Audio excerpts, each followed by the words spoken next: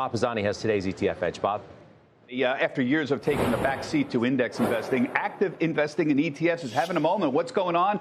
Let's talk with Steve Sachs. He's the COO of Goldman Sachs ETF Accelerator. Steve, ETFs still mostly index-based, but active's getting a bigger slice of the pie. What is happening here? Yeah, it is, and it's great to see you, Bob. It really is, and it's interesting that this whole active theme started years ago. The first active ETF was actually launched in about 2008. But what's happened sort of very quietly in the last 3 years, ETF assets have continued to grow, but the share of active has continued to grow. So 3 years ago, active ETF assets represented less than 1% of the total. Now it's almost 7%, and 2/3 of all ETFs being launched over the last 3 years are active. So it's tailwind, significant trend in the industry. I am surprised how many old-fashioned stock pickers are turning to the ETF wrapper. I know you helped Jeremy Grantham recently, for example, start his first ETF in November, famous value stock, Brandis, one of the big stock picking value firms. You helped them launch 3 ETFs.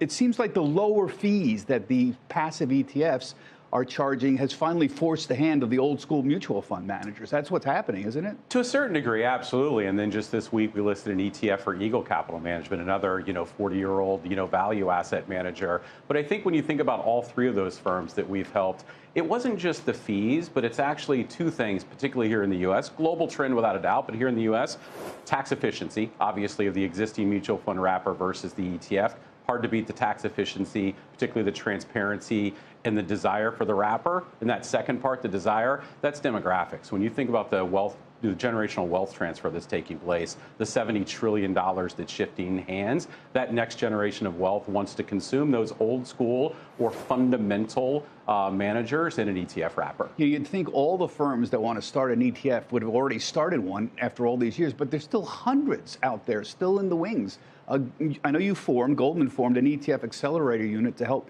these companies create ETFs. Explain briefly, how does this work? Yeah, no, absolutely. And it was really ETF Accelerator, Goldman Sachs, was formed out of one thing and one thing only: client demand. We had over the years a number of clients calling us, wanting to get into the ETF space, wanting to understand the roadmap.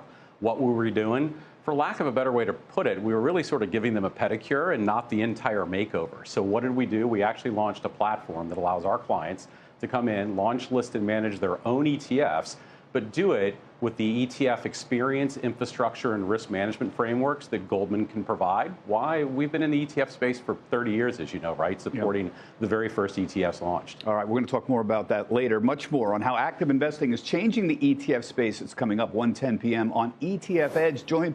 Steve is going to be joined by Todd Sohn from Strategas.